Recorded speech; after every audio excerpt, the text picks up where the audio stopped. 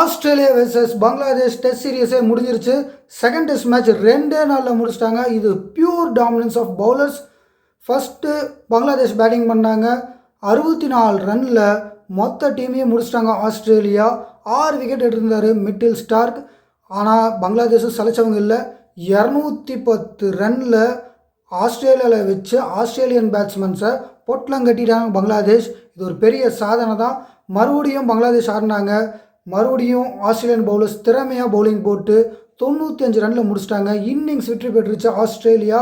மிட்டில் Stark second இன்னிங்ஸ்லேயும் 4 wicket எடுத்திருக்காரு. மொத்தம் 2 இன்னிங்ஸ்லையும் சேர்த்து 10 விக்கெட் எடுத்திருக்காரு மிட்டில் ஸ்டார்க். சரியான பவுலர் டாமினன்ஸ். பங்களாதேஷும் சும்மா சொல்லக்கூடாது. ஆனால் இந்த சீரியஸ் 1-1 ட்ரா அப்படின்னு சொல்லி ஆஸ்திரேலியாவில் போய் ஆஸ்திரேலியாவே ட்ராப் பண்ண வச்சுருக்காங்க அப்படின்னா சாதாரண விஷயம் இல்லை பங்களாதேஷுக்கு. 2 டீமும் நல்லா விளையாண்டுருந்தாங்க. ஓகே மக்களே, இது மாதிரி கிரிக்கெட் அப்டேட்ஸ் தெரிஞ்சுக்கணும் அப்படின்னா மறக்காமல் ஜிஆர்எம் ஷோஸை ஃபாலோ பண்ணிக்கிட்டே இருங்க. ஆஸ்திரேலியா வர்சஸ் பங்களாதேஷ் மேட்சை பற்றி உங்கள் கமெண்ட்ஸ் என்ன அப்படிங்கிறத மறக்காமல் கமெண்ட் பாக்ஸில் சொல்லுங்கள்.